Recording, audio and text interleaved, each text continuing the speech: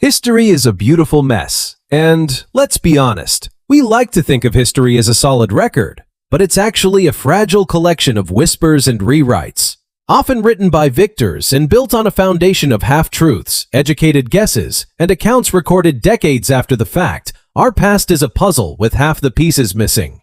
If we ever perfected time travel, we'd likely find the reality of these events unrecognizable.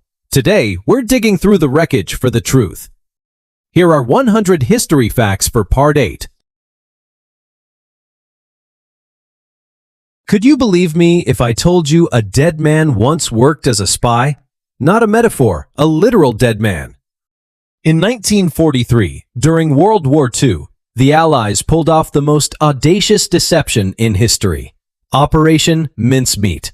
To trick Hitler into thinking they were invading Greece instead of Sicily, British intelligence stole the body of a homeless man and transformed him into the fictitious Captain William Martin. They didn't just give him a uniform, they meticulously constructed an entire life. They packed his pockets with personal receipts, a picture of a fake fiancé, a love letter, theater stubs, and even an overdraft notice to prove he was a real person living a messy life. They chained a briefcase to his wrist containing top-secret plans for a Greek invasion and floated his corpse off the coast of Spain. When Spanish authorities found him, the documents went directly to the Nazis. Hitler fell for the bait, moving an entire panzer division away from Sicily. This single dead man saved thousands of lives. It is a mind-blowing reminder that precisely crafted lies can shift history. Grounded accuracy was the key to victory.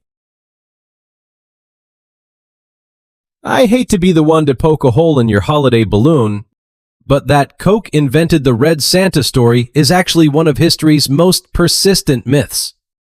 Long before the soda giant hired Haddon Sundblom in 1931, Santa was already rocking the scarlet look. Legend has it that the 19th century cartoonist Thomas Nast was the real fashionista here, depicting a jolly man in red for Harper's Weekly decades earlier. Even the original St. Nicholas, a 4th century bishop, was traditionally draped in red robes. But here is where it gets dramatic. Before 1931, Santa was a total shapeshifter. He appeared as a gaunt, stern figure, a tiny elf-like sprite, or even a slightly terrifying wild man in furs. Some versions looked like they'd rather judge your soul than hand out toys. Enter Coca-Cola. They wanted to sell cold soda during the freezing winter months, so they needed a Santa who felt like a warm, comforting hug. Sundblom based his painting on a retired salesman named Lou Prentice, capturing that iconic rosy-cheeked grandfatherly twinkle. They didn't invent the color, but they certainly performed a personality transplant on the legend. It was the ultimate branding heist. They took a scattered folklore figure and forged a global icon that matched their bottle perfectly. Talk about a masterclass in marketing. The white gold that built empires. Imagine a world where the white crystals on your table were worth their weight in solid gold. Before refrigeration, salt was the ultimate survival technology, the only thing standing between a civilization and starvation. This was not just a seasoning, it was white gold. In the Sahara, nomadic traders swapped slabs of salt for gold dust, gram for gram, because you cannot eat gold when the food is gone. Ancient Rome understood this power so well that they used salt to pay their soldiers. This is the literal scientific receipt for the word salary, derived from the Latin salarium. If a soldier wasn't doing his job, he wasn't worth his salt. In China, the salt monopoly was so massive that it funded the construction of the Great Wall. This wasn't just trade, it was the foundation of empires. Salt caused wars, built cities, and toppled kings. Every grain in your shaker carries the weight of human ambition. It is a mind-bending reality that something so common was once a guarded secret. History proves that when life depends on a mineral, it becomes the currency.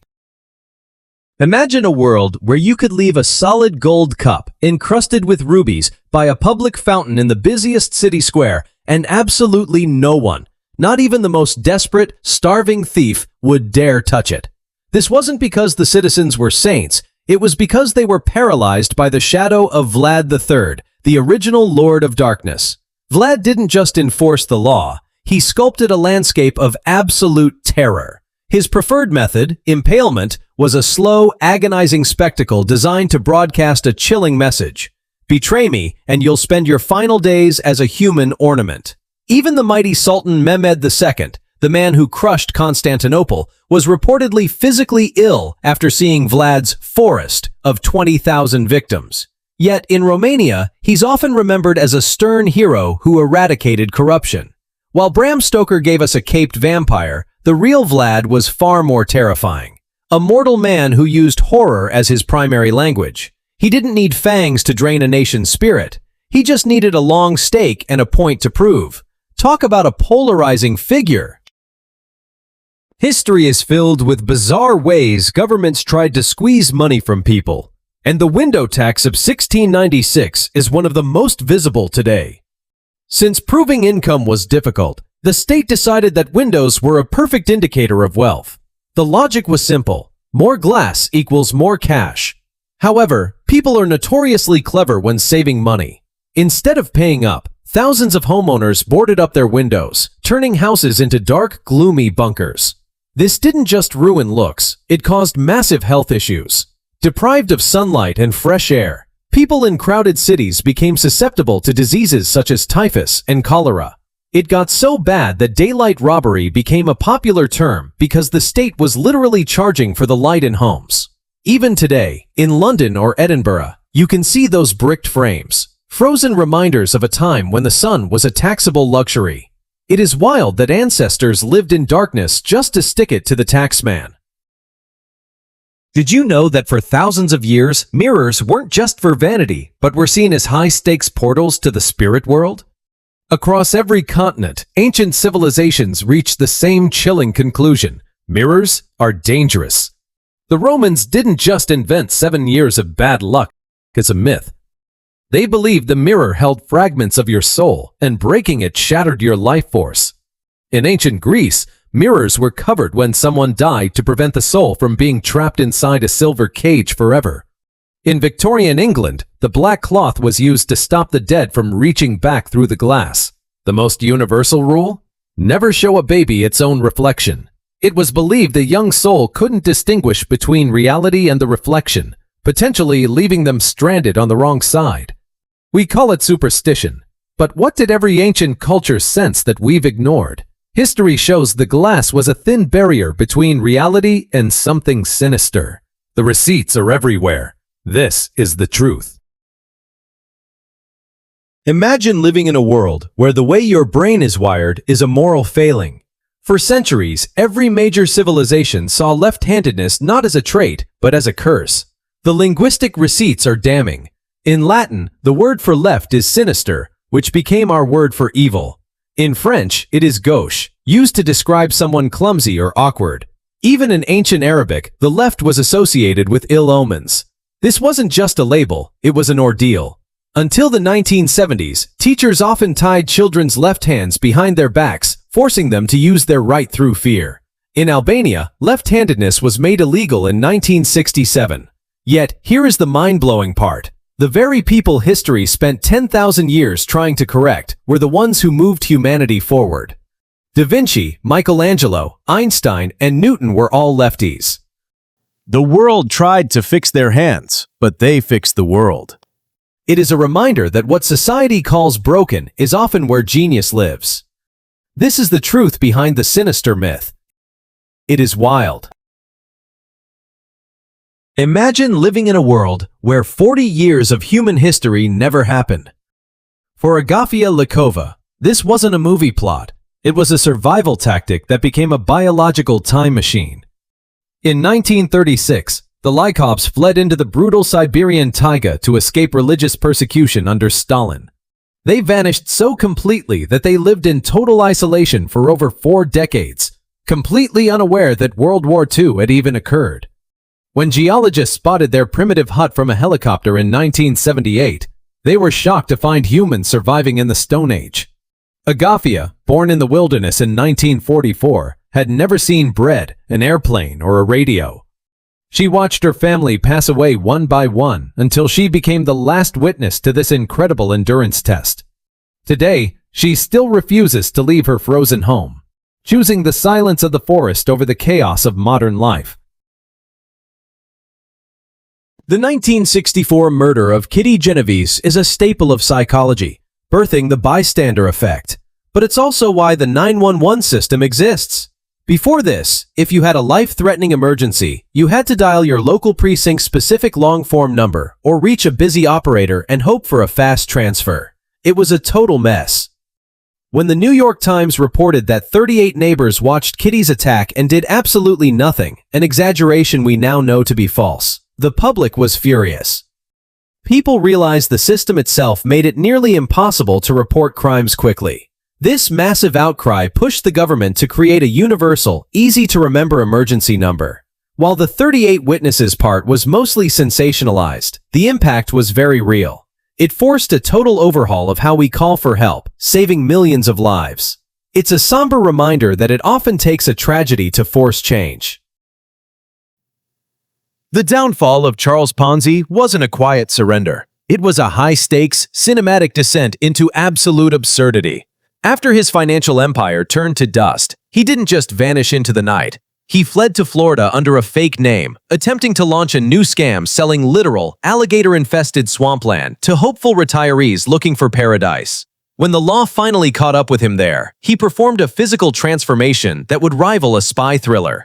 He shaved his head completely bald, grew a thin disguise of a mustache, and used his silver-tongue charm to sign on to an Italian freighter bound for Sicily, masquerading as a humble waiter-sailor. He was within reach of total freedom on the open sea.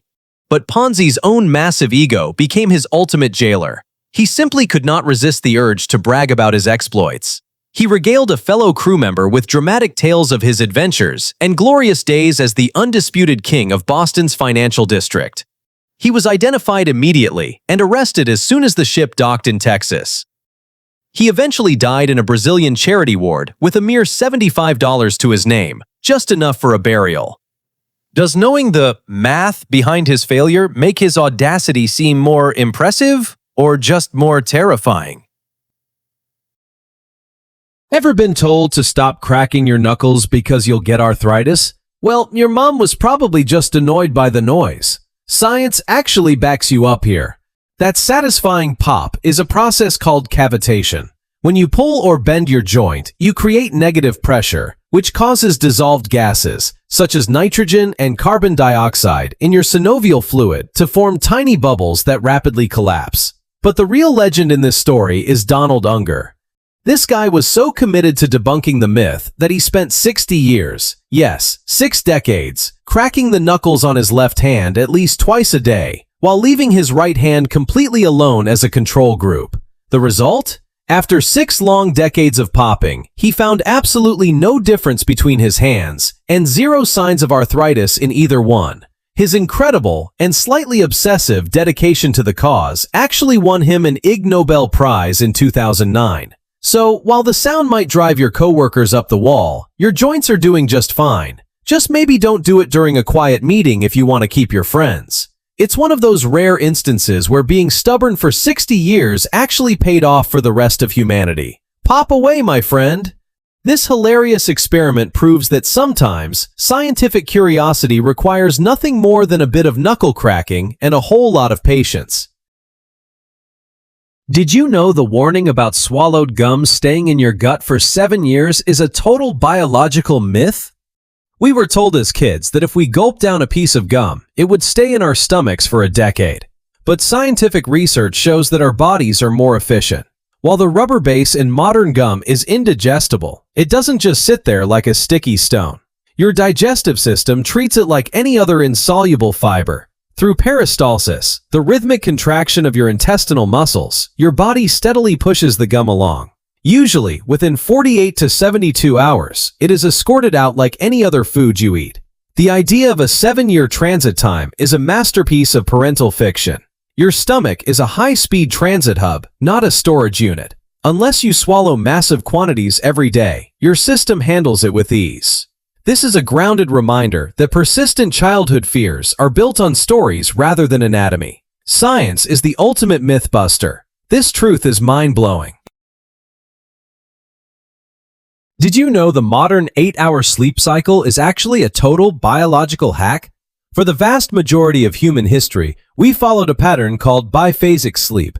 Instead of one long block, ancestors slept in two distinct shifts. They would drift off at dusk for first sleep, then wake around midnight for a period called the watch. During this quiet, moonlit gap, people didn't just toss and turn. They were active. They visited neighbors, prayed, studied, or even engaged in intimate moments. Doctors believed this was the most fertile hour for conception. After a few hours of reflection, they would settle back down for second sleep until dawn.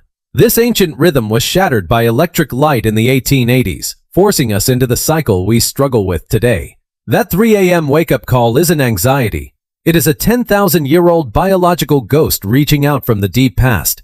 We traded a midnight community for industrial efficiency. It is a mind-blowing reminder that our bodies are tuned to an old world. This is our true biological legacy. Accuracy matters. Did you know that every time you sign for a mortgage, you are entering a death pledge? This isn't a dramatic metaphor. It is a direct translation from Old French. The term combines mort, meaning dead, and gage, meaning pledge. It appeared in English legal texts during the Middle Ages to describe a grim financial arrangement. The pledge was dead under two circumstances. Either you successfully paid the debt in full, effectively killing the obligation, or you failed to pay, resulting in the loss of the property forever. In both cases, the deal was over, it died. This linguistic fossil is a sobering reminder of how historical law viewed debt as a lifelong commitment ending only with total resolution or total loss. It is mind-blowing that a common modern tool is rooted in such a heavy concept. This etymology proves that history leaves receipts in the words we use. It turns a bank document into a literal life and death agreement from the past. Understanding these origins adds depth to modern economics. Science and history always hide in plain sight. Imagine every historical date you've learned is technically off. Our global calendar is built on a mathematical void, a ghost year that never existed. When the monk Dionysius Exiguus sat down in the 6th century to reset the world's clock, he made a blunder that ripples through history. He jumped straight from 1 BC to 1 AD, ignoring the number 0 because the concept hadn't reached European math yet. This created a jarring gap, a glitch making cross-era calculations a total nightmare for researchers. But the plot thickens. Dionysius didn't just miss a digit, he missed the mark. Historical evidence, like King Herod's death, places the actual birth of Jesus around 4 BC, or even earlier. This means that by the year 1 AD, the man the calendar honors was likely already a toddler. We live in a timeline anchored to a miscalculation, where the year 0 is a missing heartbeat in humanity's story. Our history is built on a beautiful, ancient mistake that we simply accept as the shadowy truth. Imagine having so much cash you could literally build a fort out of it, and still not be able to afford a loaf of bread. That was the surreal, tragic reality of 1923 Germany. While the Treaty of Versailles demanded impossible reparations, the German economy didn't just stumble. It face-planted into a fiscal abyss. At the height of the crisis, the exchange rate hit 4.2 trillion marks per US dollar. Workers were paid multiple times a day, rushing to spend their wages before prices doubled during their lunch. People were carting wheelbarrows of cash to buy groceries. Some found that burning paper money for warmth was actually cheaper than buying firewood. Children, like those in the video, used stacks of useless currency as building blocks because wood was a luxury they couldn't touch. This wasn't just a bad economy, it was a national trauma. This financial meltdown turned the promise of order and revenge into a siren song. This wasn't just about empty pockets. It was the total destruction of hope and human dignity. It's a chilling reminder that when people lose everything, they often trade their freedom for the first strongman who promises a sandwich and someone to blame.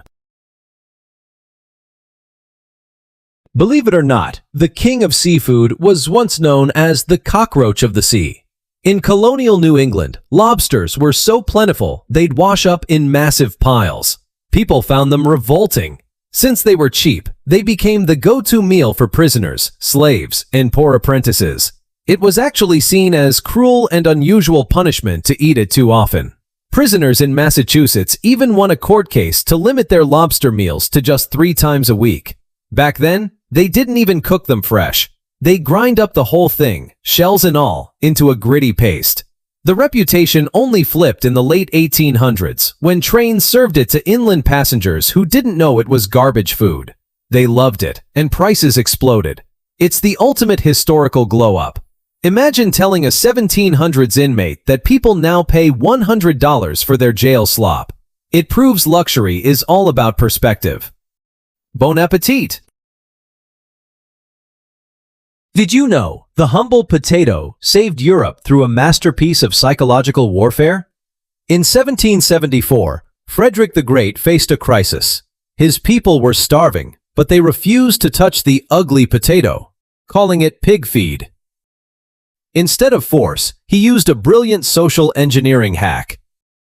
He planted a massive field of potatoes and stationed armed guards, issuing orders to protect the crop as if it were solid gold. However, he secretly told the guards to nap or look away when someone approached. The plan worked perfectly. The peasants, convinced that anything guarded by the military must be valuable, began sneaking into the fields at night to steal the tubers.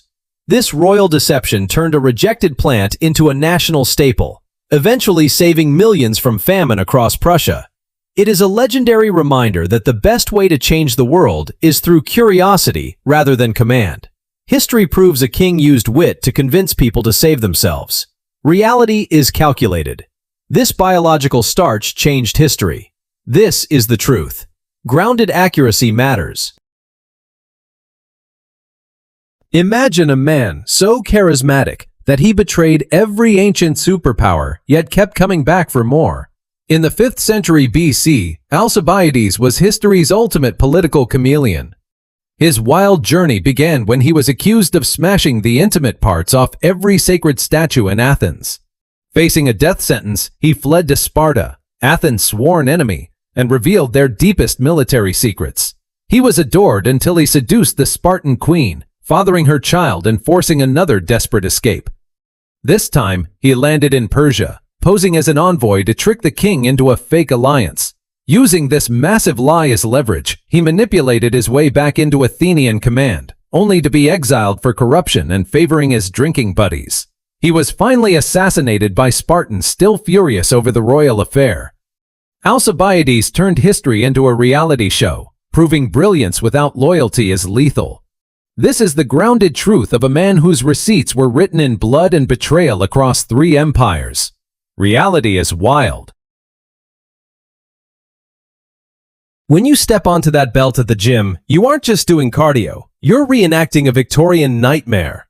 In 1818, engineer Sir William Cubitt looked at the idle inmates of British prisons and decided they needed a more productive form of suffering.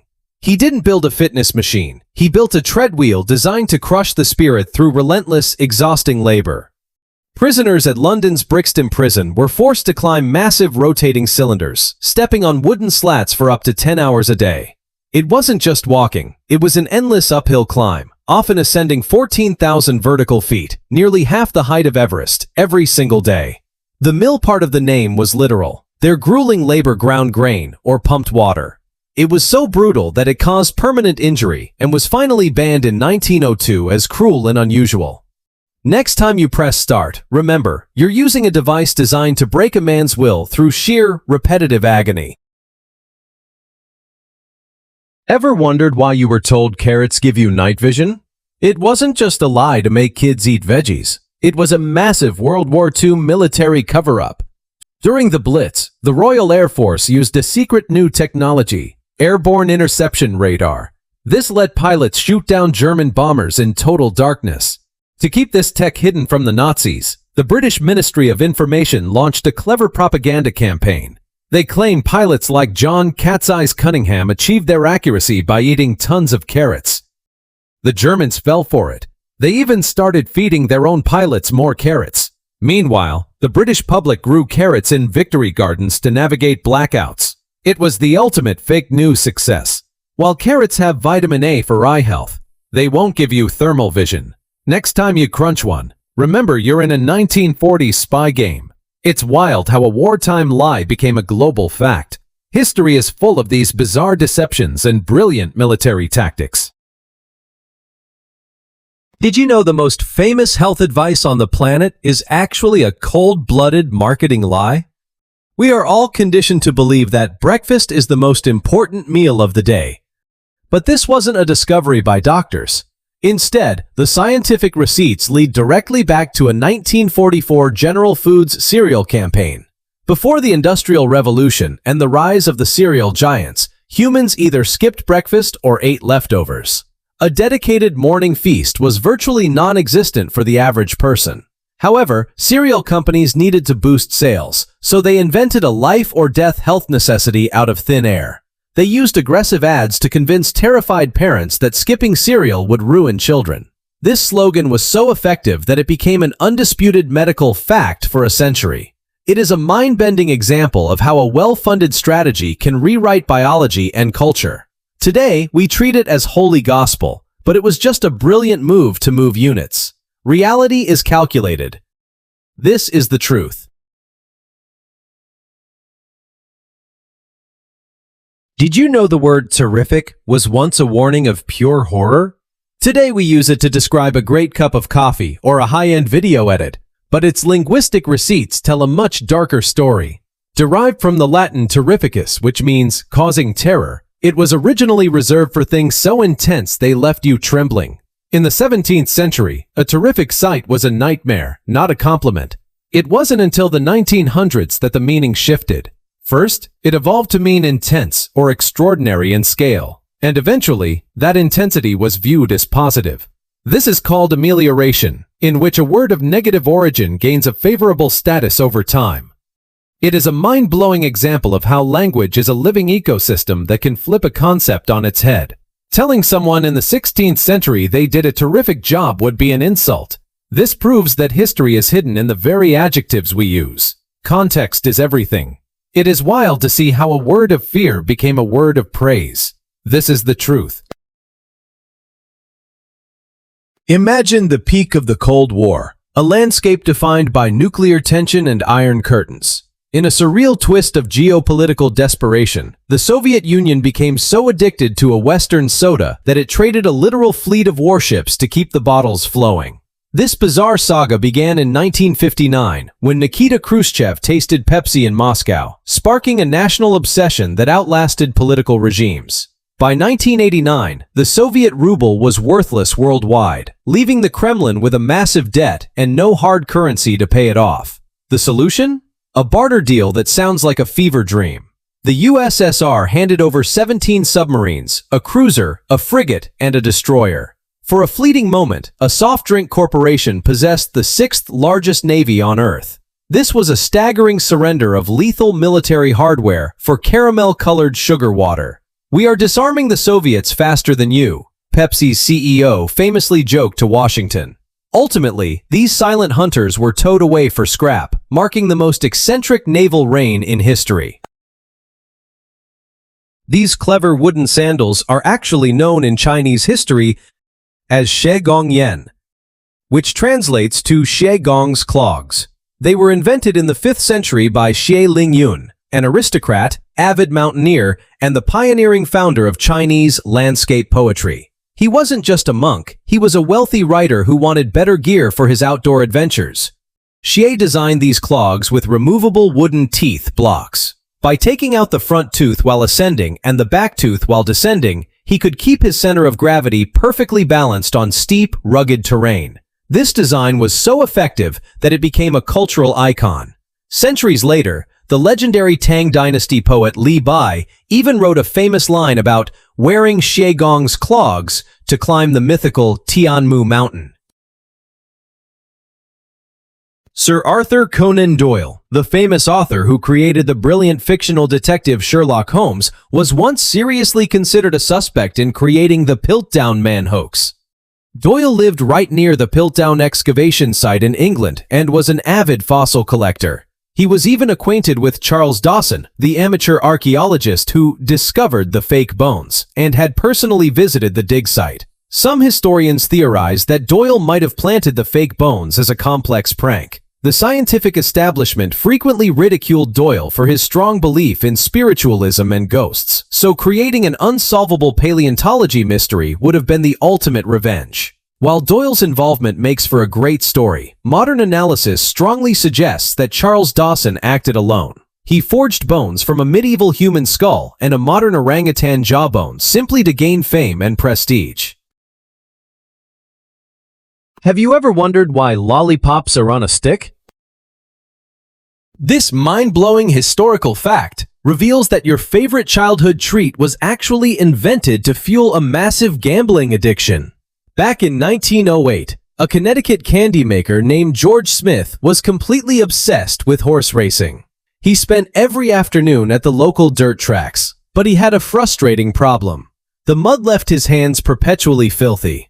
Whenever he tried to stress-eat his hard candies while clutching his betting slips, he would get grime and grease all over his sweets. His solution was simple yet brilliant. He decided to jam a wooden stick directly into the center of the molten candy. This allowed him to keep his hands clean, hold his tickets, and enjoy his treats at the same time. But here is the truly bizarre part. The name lollipop has nothing to do with candy. Smith named his invention after his favorite winning racehorse, a pony literally named Lollipop.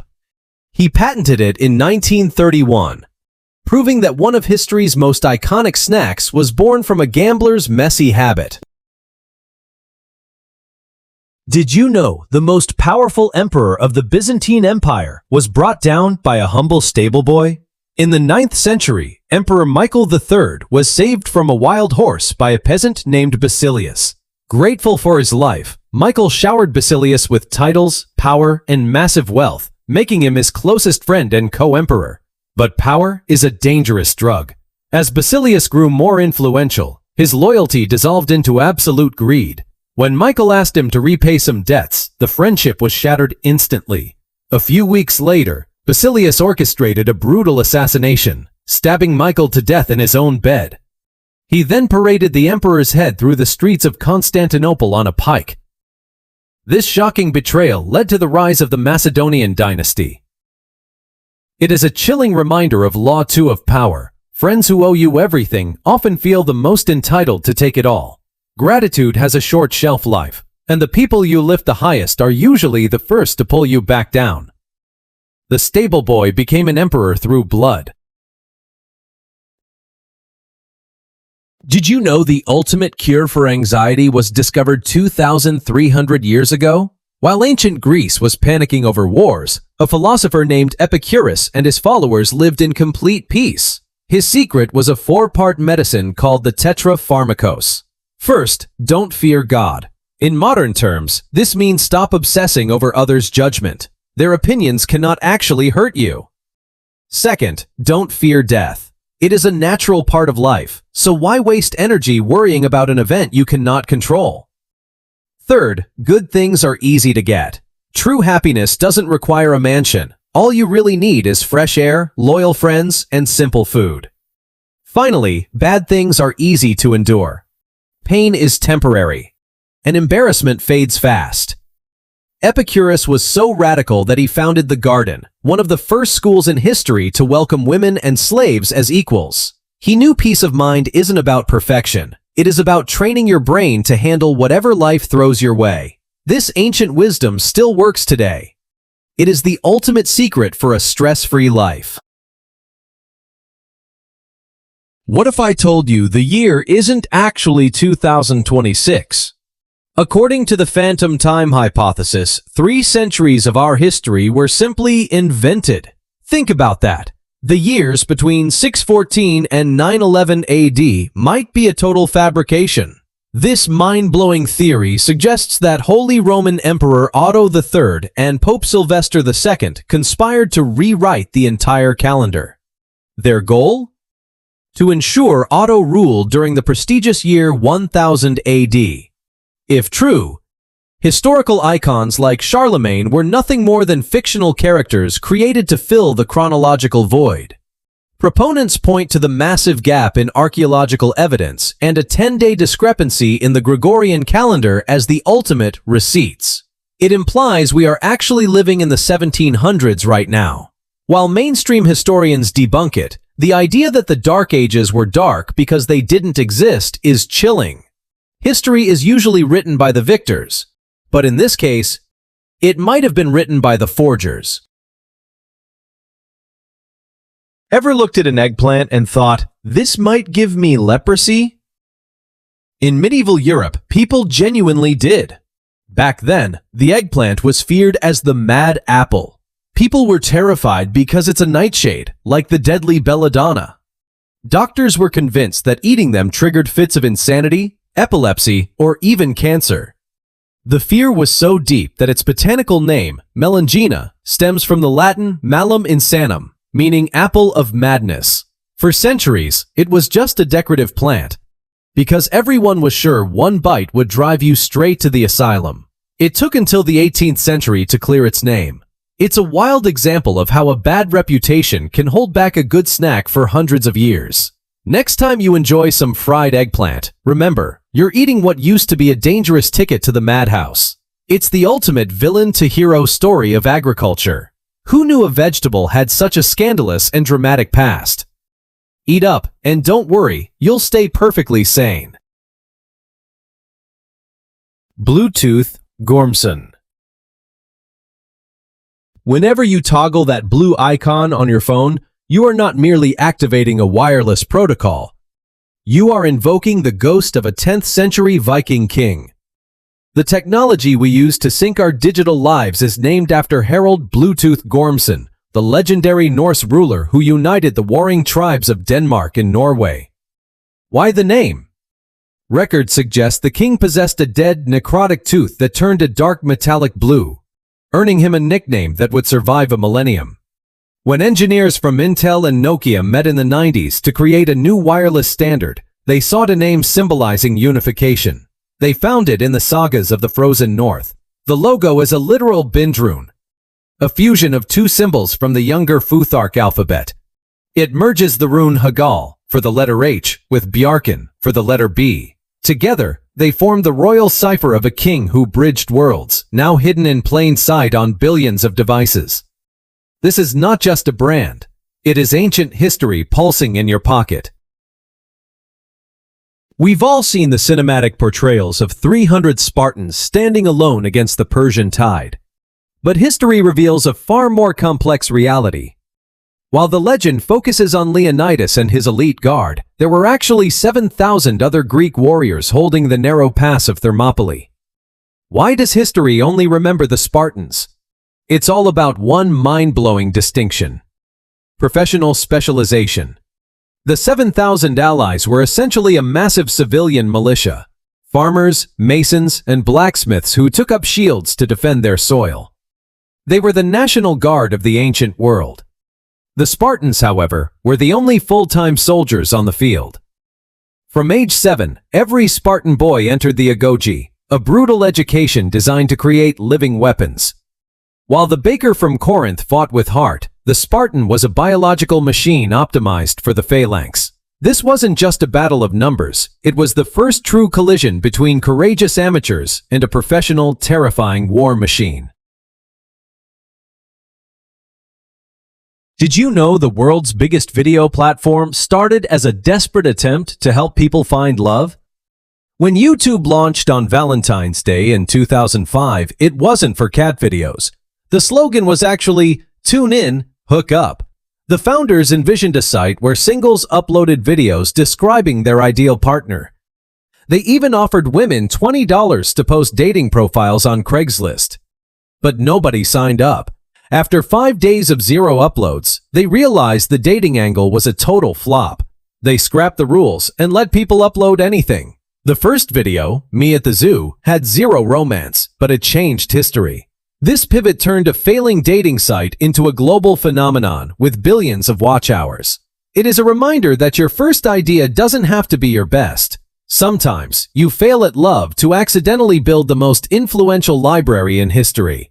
It is wild that the home of viral hits was almost just a forgotten footnote in dating app history.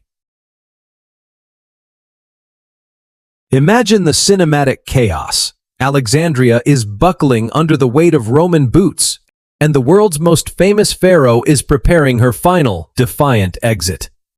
Cleopatra VII wasn't just a sovereign, she was a master of political branding. Yet, here is the kicker. Even her grand finale is a swirling mess of historical static. While we've been sold the high drama of the basket and the venomous kiss of an asp, the reality is far more elusive. Ancient chroniclers, likely influenced by Roman propaganda, couldn't agree on a single story. Was it a poison hairpin? A hidden vial? To make matters worse, modern attempts to pin down a date are a complete nightmare. Between the clunky conversion from the Egyptian calendar to the new Julian system, the precise moment she breathed her last is an enigma. Was it August 10th? August 12th? In 30 BCE, records were as blurred as a Saharan heat haze. Cleopatra ensured that her end would remain a shadow, a cliffhanger history cannot solve. It's the ultimate ancient cold case shrouded in silk and mystery. Ever wonder why high-end perfumeries have bowls of coffee beans? It is a biological trick to combat olfactory fatigue, in which your nose goes numb after sniffing too many scents.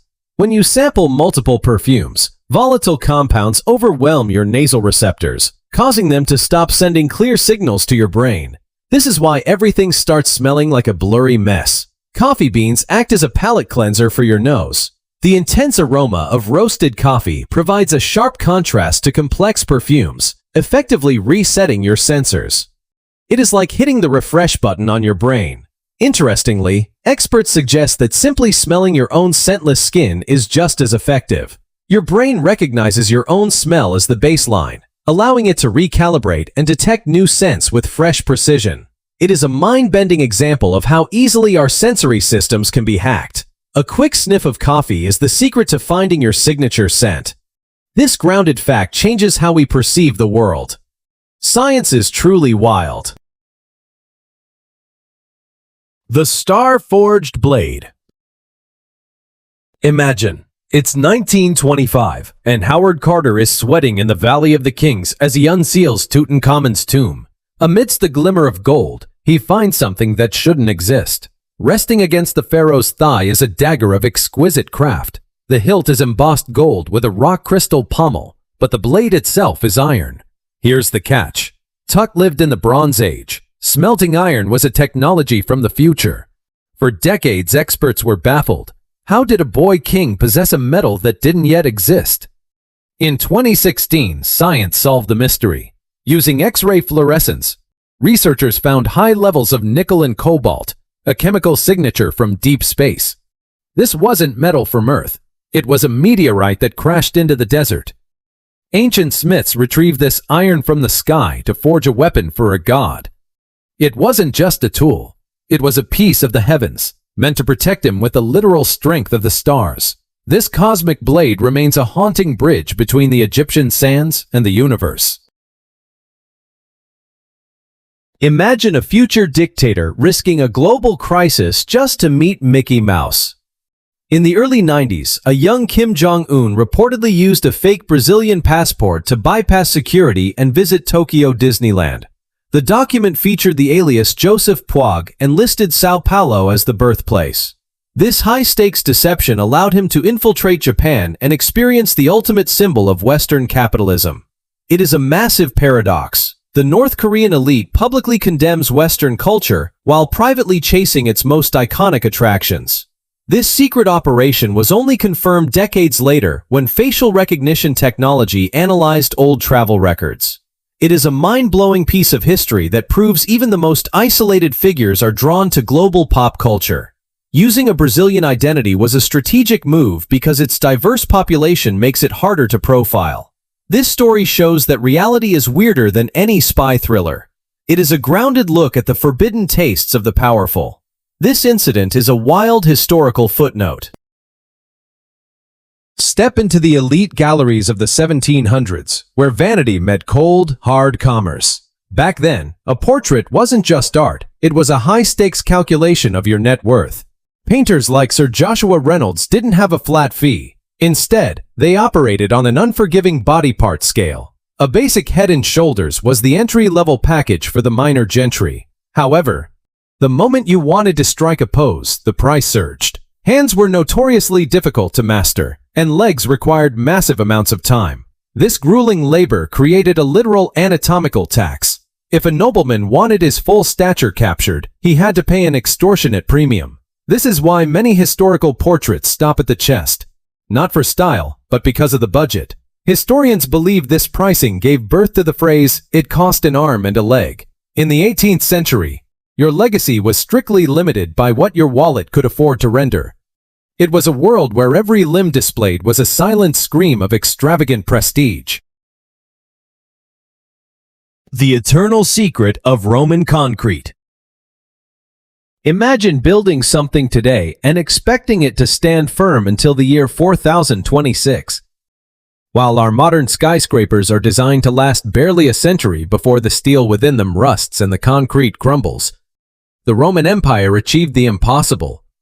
Their architectural marvels, like the massive Pantheon dome, have defied gravity and the elements for over 2 millennia without a single steel reinforcement.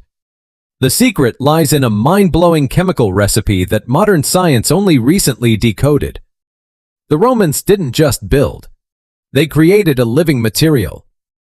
By combining volcanic ash from Mount Vesuvius with lime and seawater, they sparked a chemical reaction that grew stronger over time. The real genius was the lime clasts, tiny white chunks once dismissed as poor mixing. When a crack forms, rainwater seeps in, reacts with these clasts, and triggers a self-healing process that seals the gap with new crystals. It's a 2,000-year-old engineering masterclass that puts our modern technology to shame. Did you know that the word nightmare was once a literal description of a demonic physical attack? Before we understood brain science, our ancestors believed a spirit known as a mare would sneak into bedrooms. This female goblin would sit on the sleeper's chest to suffocate them while they were trapped in terror. Modern science has a more grounded explanation for these encounters: sleep paralysis. This occurs when your brain wakes up before your body's muscle atonia has worn off, leaving you conscious but paralyzed.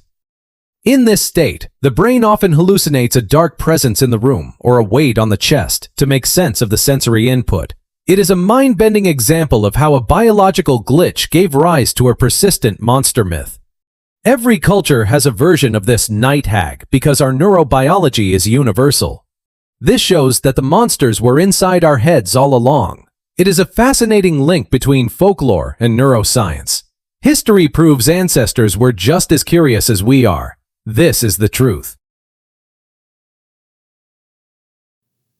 If I had called you nice in the 1300s, you probably would have drawn a sword, or at the very least, sent a very sternly worded parchment to my house.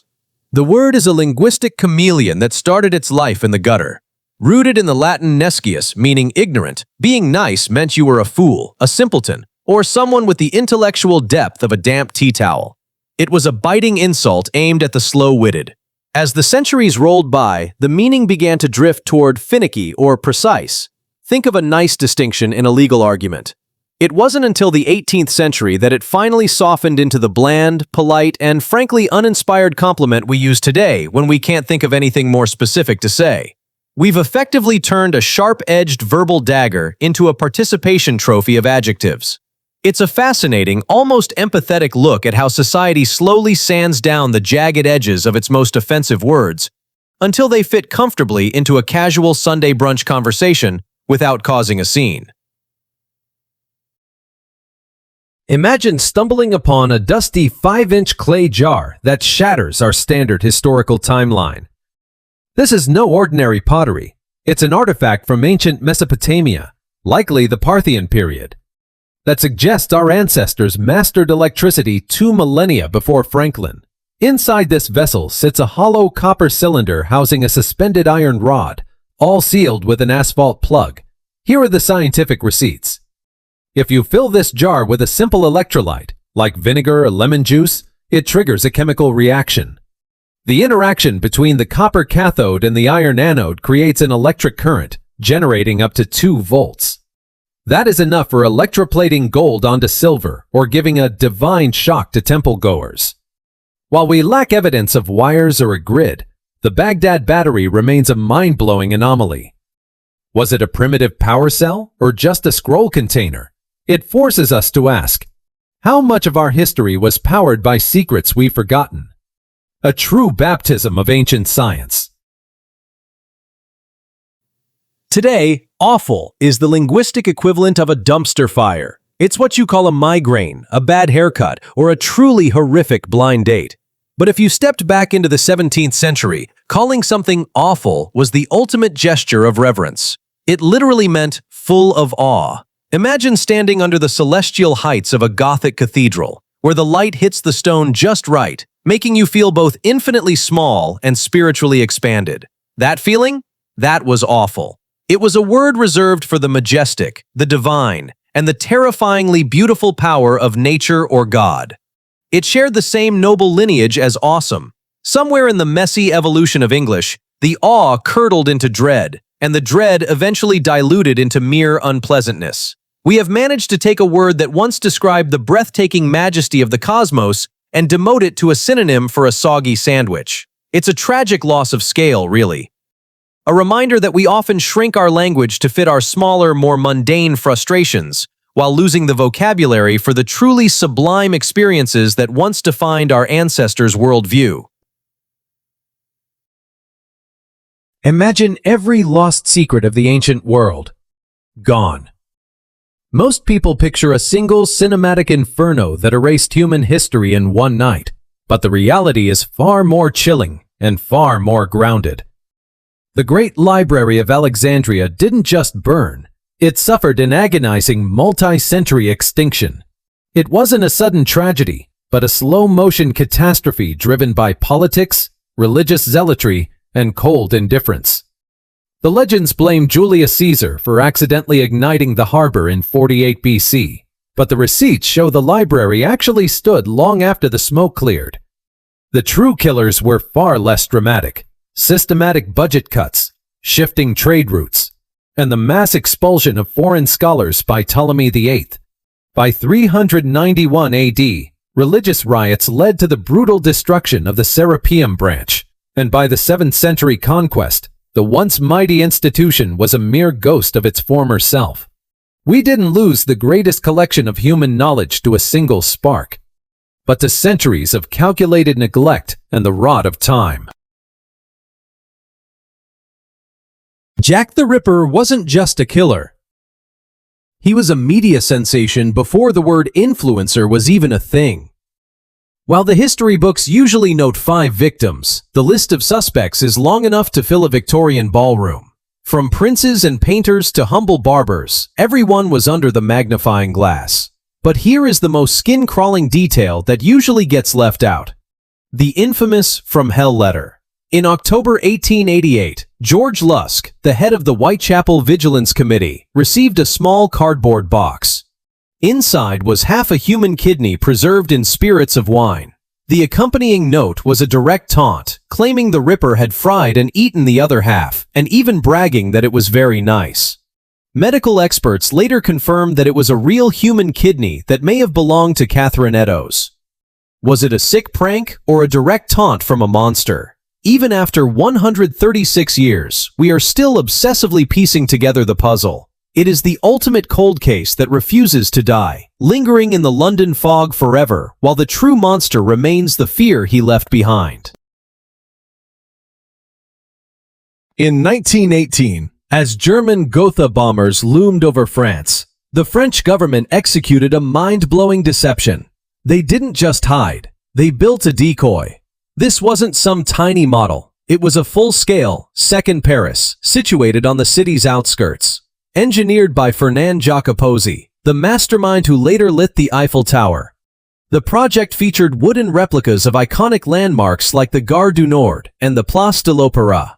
To ground this in reality, they used translucent painted fabrics and strategically placed white, yellow, and blue lamps to mimic the soft glow of a living city from 10,000 feet up. They even engineered a moving train, using lights on a conveyor belt to trick enemy pilots' eyes. Located in Zone A, near Maison Lafitte, this phantom metropolis was designed to lure pilots into dropping their deadly payloads onto empty fields. This masterclass in military deception was a desperate, high-stakes city of shadows built to save the real city of light from total destruction. In 1818, Captain John Ross steered the HMS Isabella into the jagged, ice-choked waters of Baffin Bay. His crew witnessed a sight that defied the laws of nature. The pristine Arctic landscape appeared to be bleeding. Across the cliffs of Melville Bay, vast sheets of snow were stained a vibrant, shocking pink. It wasn't just the surreal color that unsettled them. The freezing air reportedly carried the sweet, unmistakable scent of fresh watermelon. When crushed under a sailor's boot, the hue intensified into a deep blood red. Ross was the first to provide the scientific receipts for this phenomenon. This wasn't a supernatural curse, it was biology. It is driven by a microscopic organism called Chlamydomonas nivalis. This specialized red algae thrives in freezing slush, producing a carotenoid pigment called astaxanthin to shield its DNA from punishing ultraviolet radiation. While cinematic, it conveys a grim reality. By darkening the snow, the algae absorbs more solar heat, accelerating glacier melting. A beautiful, sweet-smelling engine of destruction. The white wedding dress is often peddled as a timeless symbol of virginal purity. But let's be real, it started as a massive, unapologetic flex of generational wealth. Before Queen Victoria decided to break the internet, or the 1840 version of it, by wearing a white lace gown to marry Prince Albert, brides simply wore their best dress, regardless of color. Usually, that meant practical blues, greens, or even black. Why? Because white was a nightmare. In an era of soot, mud, and manual labor, keeping a white garment pristine was nearly impossible. Wearing white was a loud public announcement that you were so obscenely rich that you didn't have to work, and you could afford to buy a dress you'd only wear once. A concept that was utterly insane to the average person. The purity narrative was a clever Victorian pivot to make the trend more palatable to the masses. It's a classic example of how we take a cold, hard display of economic dominance and dress it up in the soft, romantic lace of tradition. We didn't start wearing white to be holy. We did it to show everyone exactly how much we could afford to waste on a single afternoon of celebration. Did you know that British submarines during World War I were actually painted light blue? It sounds crazy, but this brilliant camouflage tactic saved countless lives. Traditionally, submarines were made of dark gray steel, which seems like a good choice for stealth. However, the dark metal actually stood out sharply against the sky's reflection on the ocean surface. This made the conning tower, the highest part of the sub, visible to enemy lookouts from miles away. To solve this, British sailors began painting the tops of their vessels a pale sky blue shade to perfectly mimic the clouds overhead. By the time a German ship got close enough to spot the blue sub, it was often too late. The torpedoes were already launched. This clever use of color and light effectively made these massive steel giants vanish into the horizon. History proves that sometimes the best way to hide is right in plain sight, using a bit of unexpected blue paint. This secret weapon of the Royal Navy allowed these deep-sea predators to stay hidden even in broad daylight. In 105 AD, Emperor Trajan demanded the impossible: a permanent bridge across the treacherous Danube to crush the Dacian resistance. His engineer, Apollodorus of Damascus, delivered a logistical masterpiece that defied the limits of the known world. Stretching an astonishing 3,724 feet, 1,135 meters, across the Iron Gates Gorge, this was a declaration of Roman supremacy over nature itself. Imagine 20 massive masonry piers rising 150 feet, 45.7 meters from the churning riverbed, supporting sophisticated wooden arches. Each pier was anchored into deep currents using advanced cofferdams, a feat of underwater engineering that seems modern today. For over a millennium, no bridge on Earth surpassed its length. This structure stood as a stone giant, allowing entire legions to march into enemy territory with lethal speed. Though later dismantled, Trajan's bridge remains the ultimate scientific record of Roman ambition. A 1,000-year record built in just 2 years. It was the absolute peak of ancient engineering and power. From the frozen Siberian taiga to the sweltering shores of the Levant, one shadow stretched across the horizon. swallowing everything in its path. This wasn't just a kingdom, it was an unstoppable tide of iron. At its absolute zenith, the Mongol Empire commanded a staggering 9 million square miles, approximately 23.3 million square kilometers, a feat that remains the largest contiguous land empire the world has ever witnessed. Led by the genius of Genghis Khan, the Mongol horde restructured the planet. They established the Yam postal system, the medieval world's fastest communication network, and revived the Silk Road, linking the East and West through a period of stability known as the Pax Mongolica. Their reach spanned from the Sea of Japan to the gates of Europe. To put this in perspective, they governed nearly 24 million square kilometers, approximately 9,250,000 square miles, a colossal landmass that swallowed modern Russia, China, and the Middle East whole. This was an empire forged in the saddle, driven by a military machine so efficient it outpaced history itself.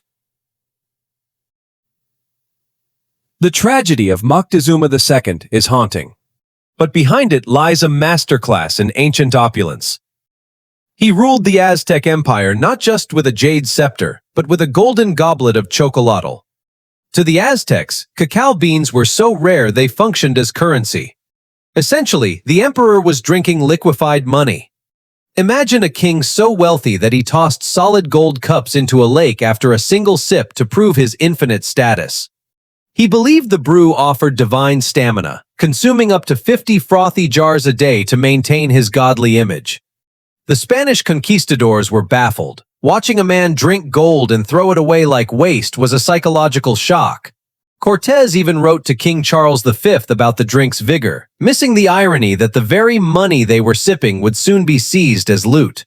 This hospitable toast was the beginning of the end. Tenochtitlan crumbled under a rain of stones, leaving us with a hauntingly flavorful legacy. A king who lost a world, but gave us a spicy, sweet indulgence. In the late 1920s, the Soviet Union authorized a project that defied every ethical boundary known to science. Biologist Ilya Ivanov, reportedly backed by the Kremlin, aimed to engineer a human Z, a hybrid soldier bred from humans and chimpanzees. Stalin sought a warrior with the immense power of a primate, but the ability to follow complex military commands. These creatures were intended to be the ultimate frontline fodder, resilient to pain and devoid of the psychological hesitation that plagues human soldiers. Ivanov launched expeditions to French Guiana, conducting horrific experiments to inseminate female chimps. When those efforts yielded nothing but failure, the madness intensified. He actually attempted to recruit human women for the reverse experiment. Fortunately, the fundamental laws of biology remained unbroken. By 1930, the project was shuttered, and Ivanov was exiled, leaving this dark chapter as a chilling testament to the pursuit of absolute power. Did you know that the dunce cap was originally a high-end status symbol for the world's most brilliant minds? Long before it became a tool for classroom humiliation, the pointed hat was the signature of John Duns Scotus, a legendary 13th century philosopher. Scotus believed a cone-shaped hat acted as a metaphysical funnel, capturing divine inspiration from the universe and channeling it directly into the wearer's brain. For centuries, his followers, known as Dunsmen, wore these caps with immense pride as a badge of superior intelligence. However, during the Renaissance, new thinkers mocked Scotus's rigid logic. They turned this once revered symbol of genius into a mark of stupidity. By the Victorian era, the dunce cap was used to shame slow learners. This is the grounded reality of how a crown for the wise was twisted into a mask for the foolish. History proves that even the highest academic achievements can be shredded by a change in perspective. It is a mind-blowing reminder that a symbol of wisdom became a cone of shame. This is the truth. The myth of the vena amoris. There is a hauntingly beautiful reason why we place wedding rings on the fourth finger of the left hand, and it's based entirely on a medical delusion. The ancient Egyptians and Romans were convinced that a specific vein, the vena amoris, or vein of love, ran in a straight, unbroken line from that finger directly into the heart. It was a physical tether, a biological anchor for the soul's affection. By placing a ring there, you weren't just showing off jewelry, you were symbolically binding your pulse to another person's. It's the kind of romantic poetry that makes your chest ache. However, modern science has been a bit of a buzzkill on this one. Dissection and X-rays have confirmed that no such supervein exists. The circulatory system treats that finger just like any other. But despite the cold, hard facts of anatomy, the tradition has outlived the error by millennia. We continue to honor a map of the human body that was drawn in the ink of superstition and longing. It shows that even in our data-driven world, we still prefer a beautiful lie about the heart over a boring truth about a vein. We are a species that chooses the myth of connection over the reality of biology every single time the bells chime. Did you know scientists found a real biological time machine in the Siberian ice? In 2019, a 42,000-year-old horsefoal was discovered in the Batagaika crater, and it is absolutely mind-blowing. Unlike most fossils that are just dusty bones, this foal was perfectly mummified by the permafrost. We are talking skin, hair, and even liquid blood still in its veins after 40 millennia. It is like a real-life Jurassic Park scenario. Because the preservation was of such high quality, researchers are trying to extract viable cells to clone this extinct species. Imagine a creature that once roamed alongside mammoths suddenly taking its first steps in a modern field. Finding liquid blood in an Ice Age animal is basically the holy grail for science. This little foal didn't just survive. It cheated time to give us a direct link to the past. It is a beautiful reminder that the Earth's frozen depths are a massive museum keeping secrets on ice.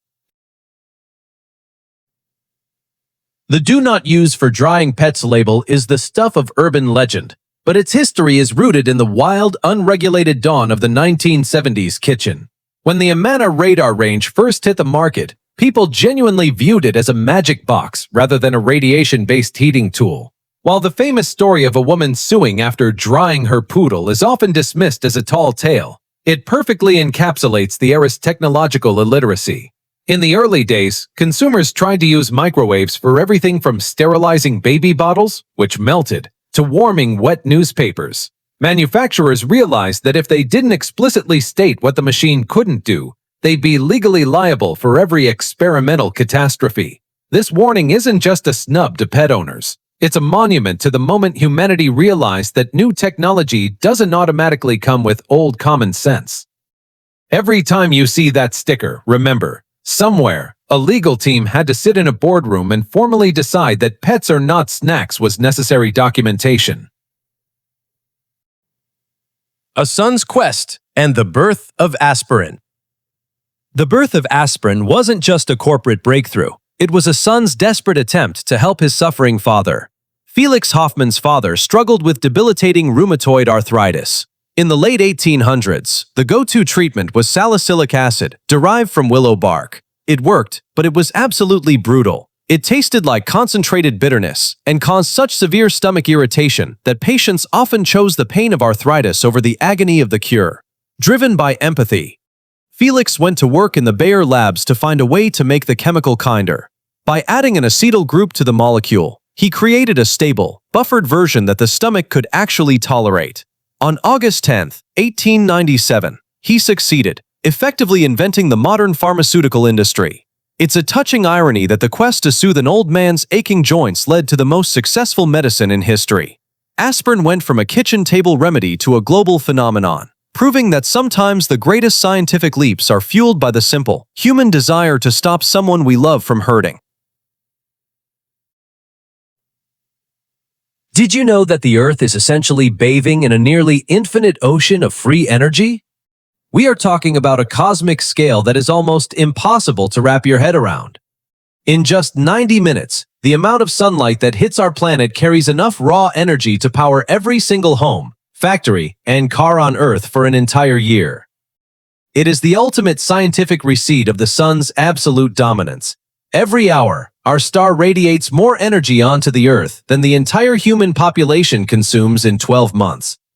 If we could capture just a fraction of this celestial radiation, the concept of an energy crisis would disappear.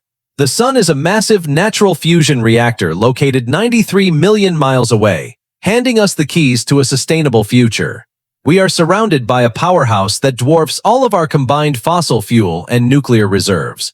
It is a grounded reality that reminds us of our place in the solar system. The solution is literally raining down on us from the sky at the speed of light.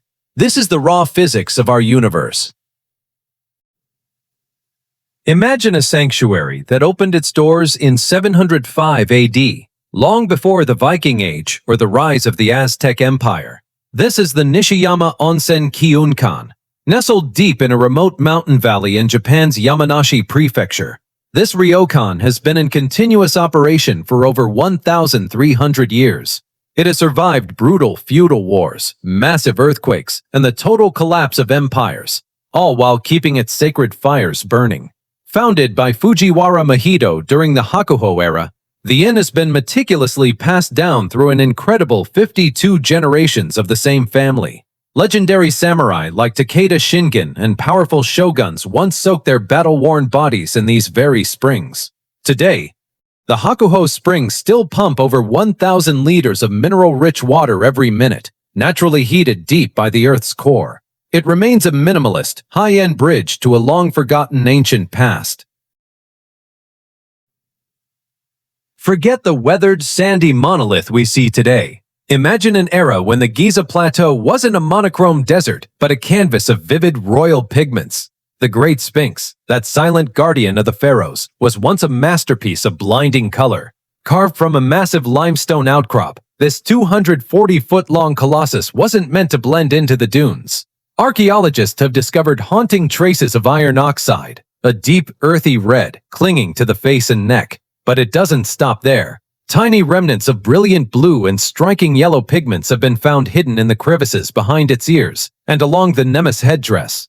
Picture the desert sun hitting a face of deep crimson, framed by a headdress of blue and gold. It wasn't just a statue. It was a statement of power. Over millennia, the relentless wind and abrasive sands acted like sandpaper, stripping away its regal coat and leaving behind the pale skeleton we recognize today. The Sphinx didn't just stand. It glowed as a vibrant beacon of the Nile. Imagine the invincible Roman navy being set ablaze by nothing but the sun and the brilliance of a 70-year-old man.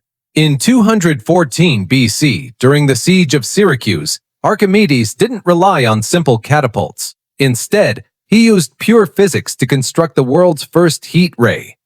He lined the city walls with hundreds of soldiers, each holding a highly polished bronze shield.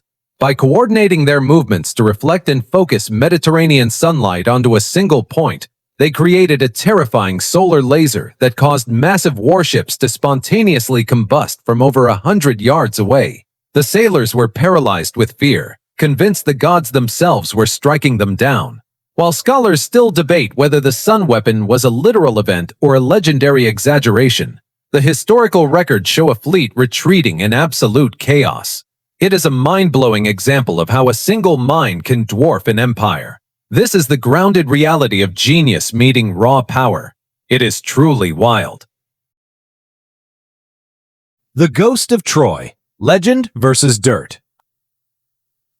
For centuries, we believed the fall of Troy was just a myth, a poetic fever dream of wooden horses and vengeful gods. But when Heinrich Schliemann dug into the Turkish hillside of Hisarlik, he found the receipts. He discovered not one city, but 9 distinct layers of ruins stacked like a graveyard of civilizations. Here is the mind-blowing reality. Archaeology refuses to perfectly align with the legendary timeline. Homer's Iliad describes a majestic, impenetrable fortress, which matches the massive limestone walls and sloping bastions of Troy 6. However, the evidence suggests a violent earthquake, not Agamemnon's army, brought those great walls crashing down around 1250 BC. Then we have Troy 7a. This layer bears the brutal, charred scars of an actual siege, thick layers of ash, bronze arrowheads, and unburied skeletons clutching the soil. This looks like the real fall of Troy. Yet this city was a cramped, desperate version of its former glory, likely besieged by the mysterious Sea Peoples. Was the legendary war a grand, cinematic epic, or just the final, bloody struggle of a dying outpost? The truth remains buried under 3 millennia of dust. It sounds like a total glitch in the simulation. But the rate at which you clip your fingernails is actually a perfect mirror for the movement of our entire planet. Plate tectonics and human keratin production are synced up in a way that feels surreal. While you are sitting there scrolling, the massive tectonic plates beneath your feet are shifting at about 3 centimeters every single year. That is almost exactly the same speed your fingernails grow over that same 12-month period. Think about the scale. We are talking about gargantuan masses of rock, thousands of miles wide, sliding across the mantle at the same pace that your body pushes out a little bit of nail. It is like our biology is locked into the geological rhythm of the world itself. If you could leave a clipping on the mid-Atlantic ridge and return in a year, the gap between the continents would have widened by the length of that nail. This connection is a mind-bending reminder that we are physically tuned to the Earth's slow, unstoppable heartbeat. It is a cosmic synchronicity that connects us. In 1922, Howard Carter broke the seal of Tutankhamun's tomb, unleashing a legendary myth that would haunt the world: the Pharaoh's Curse. When Lord Carnarvon died from an infected mosquito bite, the media exploded with tales of supernatural vengeance. But let's look at the scientific receipts. This curse was actually a masterpiece of 1920s tabloid sensationalism. Statistical analysis of the 58 people present at the tomb's opening reveals no abnormal mortality rates. In fact, most cursed individuals lived well into their 70s, often outliving the average life expectancy of their era. Howard Carter himself lived 17 more years, eventually dying of natural causes at 64. While some suggest ancient aspergillus spores or trapped radon gas, the data doesn't lie. There was no biological or spectral killer. The truly mind-blowing truth is that the curse was just a viral myth, masking a string of coincidental deaths with the heavy shadow of a king. In 1233, Pope Gregory IX issued a chilling papal bull, Vox in Rama. He declared that black cats were not mere pets, but physical incarnations of Satan himself. This decree ignited a continent-wide hysteria. Across Europe, thousands of felines were rounded up and slaughtered in a desperate effort to purge the land of demonic influence. The streets were cleared of their silent, nocturnal guardians. However, this crusade backfired with apocalyptic consequences. By systematically eliminating nature's rat hunters, the church inadvertently removed the only barrier against the true enemy. The rat population surged unchecked, carrying the oriental rat flea and the deadly Yersinia pestis bacteria. When the Black Death arrived, it swept through a defenseless population like wildfire, claiming millions of lives. The very creatures branded as the devil's tools were actually the only guardians capable of stopping this catastrophe. In a twist of irony, superstition had paved the way for human extinction. Did you know that during the Pax Romana, the Roman Empire built a high-speed internet made of stone? We are talking about over 50,000 miles of paved roads connecting 3 continents. It was so efficient that a traveler could journey from Britain to the Tigris River without ever leaving Roman territory or changing their currency. This was the first time in history that a single government provided such insane levels of safety and connectivity across such a massive distance. The phrase, "all roads lead to Rome," was not just a slogan. It was a literal engineering marvel that allowed trade and ideas to flow faster than ever before. Because of this stability, the Mediterranean became a Roman lake, where piracy was non-existent. Imagine being able to cross borders without a passport, using a single legal system and language. This era set the blueprint for modern globalism, proving that when infrastructure and peace meet, humanity thrives. It was a golden age that turned a sprawling empire into a single neighborhood. How do you win a war by trapping yourself between 2 massive armies? In 52 BC, Julius Caesar had 80,000 Gauls trapped inside this city. He built a 10-mile wall to starve them out. But then, disaster struck. A relief army of 250,000 warriors arrived behind the Romans. Caesar was now the one surrounded. Most generals would surrender. Caesar? He told his men to keep digging. He built a second 13-mile wall facing the other way. He created a donut of death, a double-walled fortress that protected his army from both the front and the back. For days, the Romans fought a two-front war. They were outnumbered 4-1, trapped in a wooden cage of their own making. But the walls held. The Gauls broke. Their leader surrendered, and Rome officially conquered France. It remains the most audacious engineering feat in military history. And that's the genius behind Julius Caesar. On that fateful April night in 1912, the North Atlantic was deceptively calm. A flat calm that veteran sailors found eerie. But the real danger wasn't just the ice, it was a phenomenon called superrefraction. Scientific receipts suggest a thermal inversion was at play. As the Titanic entered the freezing Labrador Current, cold air was trapped beneath a layer of warmer air, bending light rays downward.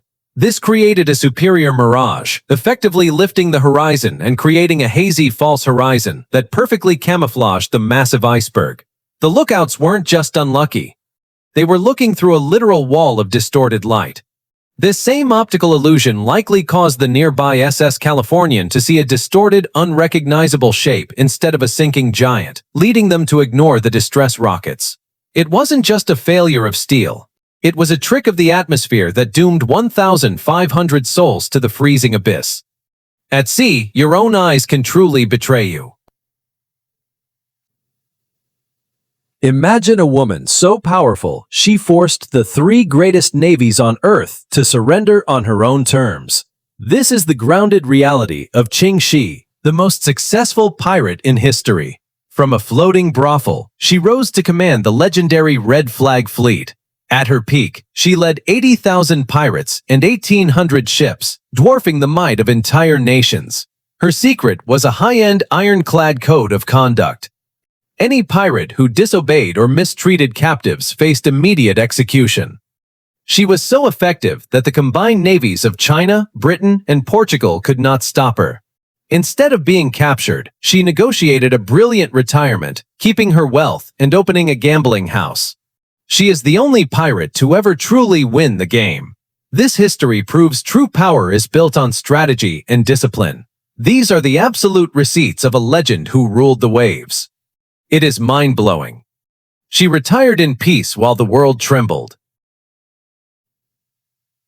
Imagine a silent world, dead for billions of years. You step back into the cramped lunar module, seal the hatch, and repressurize the cabin. As you pull off your heavy helmet, a sharp metallic odor hits your senses. It is not the sterile, vacuum-like environment you expected. Instead, the air smells like a battlefield. Apollo astronauts were stunned by this lunar aroma. Clinging to their suits was a fine, abrasive grit, regolith. This jagged material, forged by eons of cosmic bombardment, is rich in silica and iron. When this fresh dust first encountered the oxygen and moisture inside the lander, it triggered an immediate ghostly oxidation. The descriptions were hauntingly vivid. Harrison Schmitt, the geologist, famously compared it to burnt almond cookies. This smell is a scientific record of the moon's history, a reaction occurring only when a dead world meets human breath. Once these samples reached Earth, the scent vanished forever, leaving the dust inert, silent, and odorless. Hickory Dickory Dock. You've sung it 1,000 times without a second thought. But what if I told you this wasn't just a simple nursery rhyme? Folklore theorists love to claim it was actually a synchronized, terrifying countdown to death at London's infamous Newgate prison. The grim story goes that the mouse represented a trembling prisoner, and when the clock struck 1, it was the executioner's silent cue to drop the floor. It's a chilling image, perfect for a viral horror story, but there's just one massive problem. It's totally fake. The real history is actually a linguistic time machine. Long before modern math, ancient shepherds and weavers in rural Britain used a system called the Anglo-Cymric score to count their livestock. They used rhythmic words like Havira, Devira, and Dick, which, over centuries, morphed into Hickory, Dickory, and Dock. It wasn't a song about the gallows. It was just a way for farmers to keep track of their sheep. In 18th century Europe, the tomato was a fruit of terror, earning the grim nickname poison apple.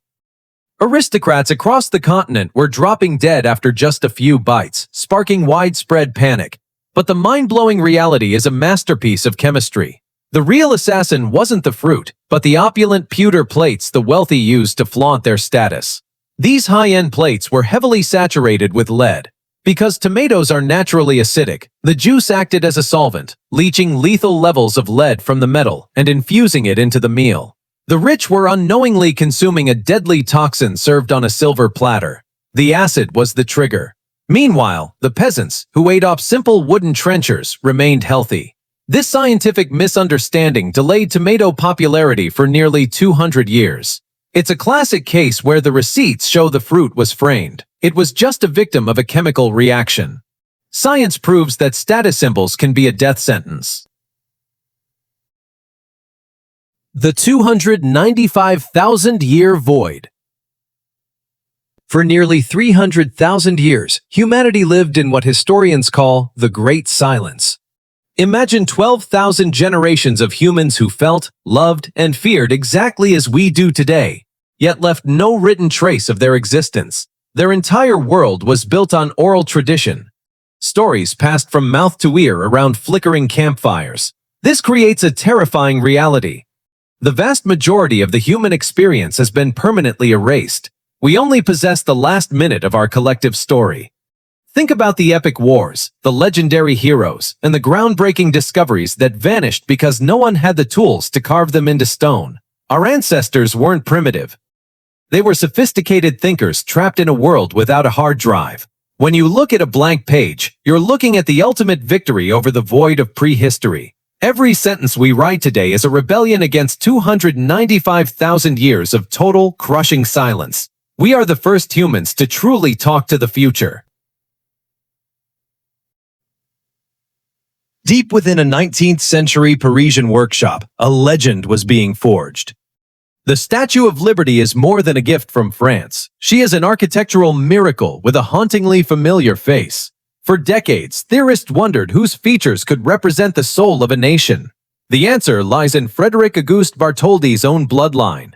Rather than scouring Greece for a divine ideal, he turned to the stern visage of his mother, Charlotte Bartholdi. Charlotte was a woman of legendary discipline, qualities Bartholdi captured in the statue's heavy brow and firm jawline.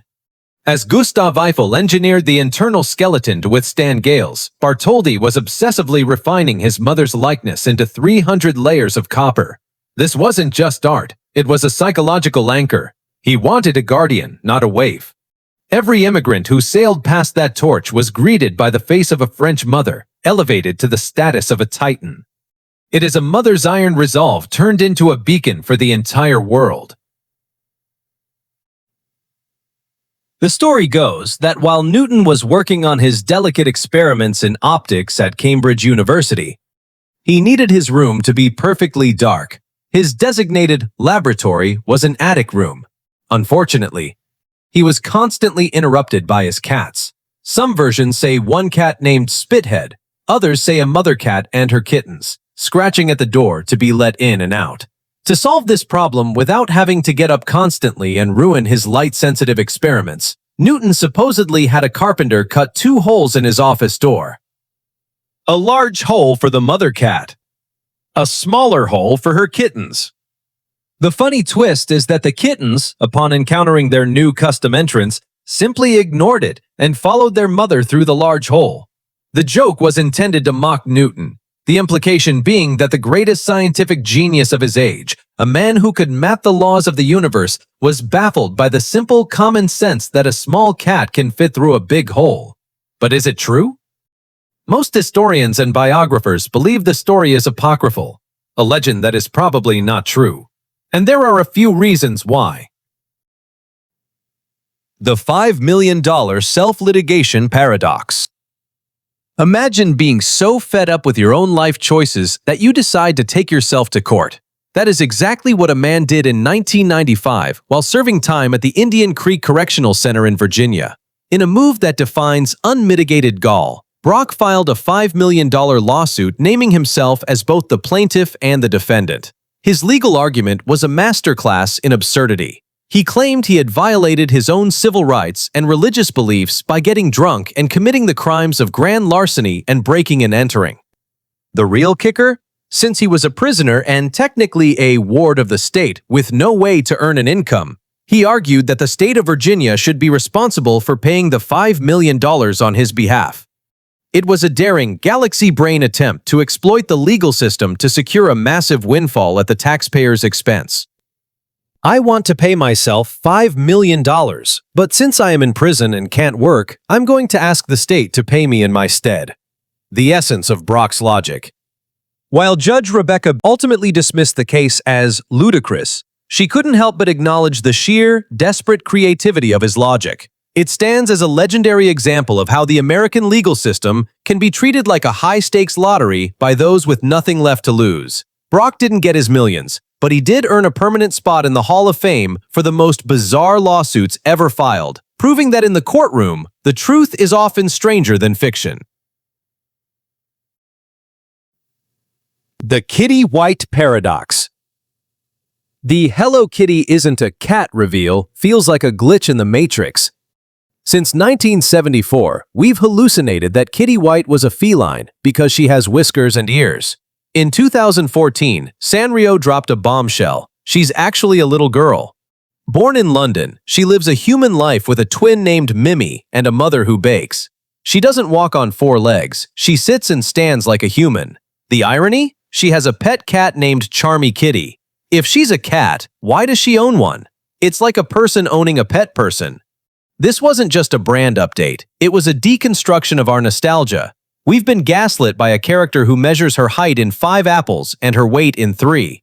Sanrio's world is a fever dream where biology is a suggestion and a kitty is anything but a cat. It's a masterclass in surrealism disguised as a global icon. Imagine a nursery that doubles as a throne room. In 1422, the course of history shifted when a 9-month-old infant, Henry VI, inherited the English crown after his father. The legendary warrior king Henry V died suddenly. But the story gets even more surreal. Just weeks later, following the passing of his grandfather, he was proclaimed King of France under the Treaty of Troyes. While other toddlers were learning to walk, Henry was technically ruling over 2 of the most powerful rival nations on Earth. At age 7, he was officially crowned at Westminster Abbey, and by 10, he sat through a second coronation at Notre Dame in Paris. He remains the only monarch in history to have ever held the titles of King of England and King of France simultaneously. It was a golden burden of unprecedented proportions, placing the fate of the bloody 100 Years' War on the shoulders of a child who still required a governess to cut his meat. This wasn't just a title. It was a geopolitical nightmare that eventually fractured under its own weight. Imagine the sweltering, mosquito-infested jungles of 1850s British India. Malaria was the invisible reaper, claiming more lives than the battlefield itself. The remedy? Quinine.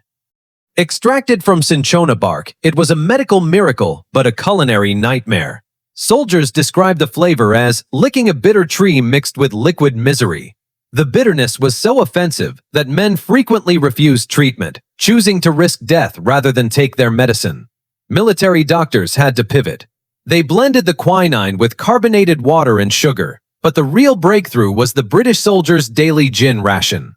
By mixing the bitter brew with gin and a squeeze of lime, which also warded off scurvy, the medicine became a refreshing ritual. Winston Churchill famously quipped that the gin and tonic saved more English lives and minds than all the doctors in the empire combined. In the gilded halls of ancient Rome, color was power. No shade was more dangerous than the legendary Tyrian purple. This wasn't just a simple dye. It was a biological treasure worth significantly more than its weight in gold. The scientific secret lay in the Balenus brandaris, a predatory sea snail. To produce 1 gram of this pigment, artisans crushed 12,000 individual mollusks.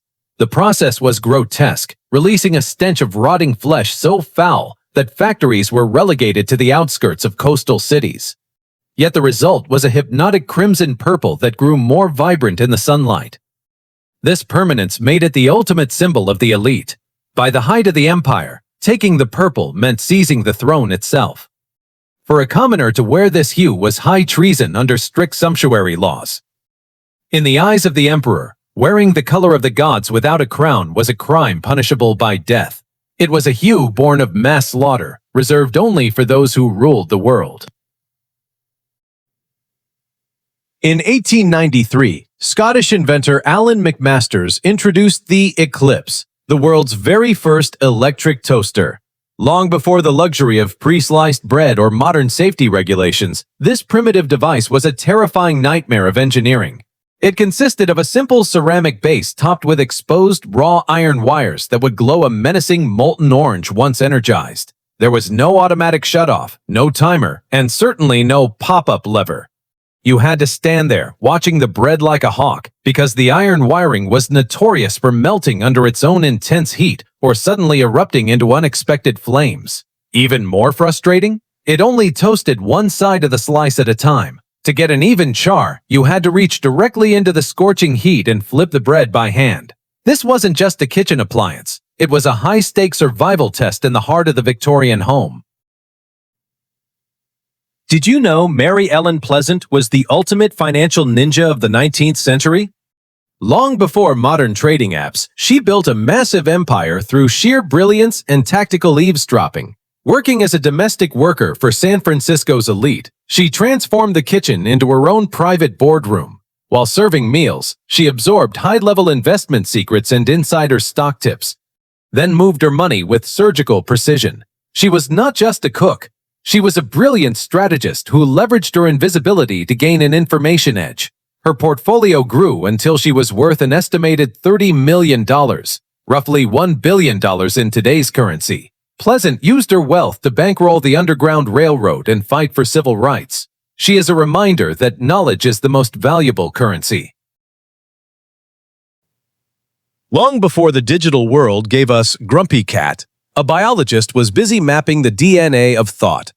In 1976, Dawkins wrote The Selfish Gene and birthed a monster, the meme. From Greek mimeme, imitated thing, Dawkins chose meme because he wanted a word that sounded like gene.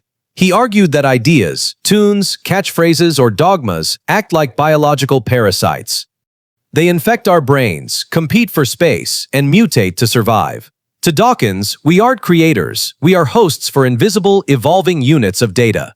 Today, we think of viral pictures, but Dawkins' vision was profound. An invisible war of information in which only the most contagious ideas survive over time. We are the petri dishes of history, carrying these cultural genes across generations, often without realizing the ideas we hold dear might be using us for their own survival. This is the raw reality of cultural evolution, a process where the human mind is merely the battlefield. For decades, a seductive myth has whispered to parents, play Mozart to your unborn child, and you'll birth a tiny genius. This Mozart effect became a global obsession, yet the truth is far more nuanced. While your baby won't emerge solving complex equations because of a sonata, the impact of tender classical music is grounded in real science. During the critical windows of fetal brain development, complex and non-jarring rhythms, the kind Mozart perfected, provide a unique form of auditory stimulation. These intricate patterns act as a scaffolding for emerging neural pathways. It's not about an instant IQ boost. It's about creating a rich sensory environment. Picture the womb, a sanctuary of muffled heartbeats. When these soft strings pierce the silence, they introduce the developing mind to structure and complexity, priming the brain for spatial reasoning later in life. It's a beautiful, gentle workout for a growing intellect. This subtle baptism of sound is the mind's first lesson in beauty. In an era when women were grounded by society, Harriet Quimby lived at full throttle. Before touching a cockpit, she was a true polymath, a professional model, and a Hollywood screenwriter with 6 credits. In 1911, she shattered the glass ceiling, becoming the first American woman to earn a pilot's license. But her most daring feat was yet to come. On a freezing morning in April 1912, Harriet climbed into her Blériot monoplane. Her mission? To be the first woman to solo fly the treacherous English Channel. Through a wall of chilling fog, guided only by a compass, she crossed the waves in 59 minutes. It was a victory that should have made her an eternal legend. Instead, history dealt a brutal blow. Just 24 hours earlier, the RMS Titanic had vanished into the Atlantic.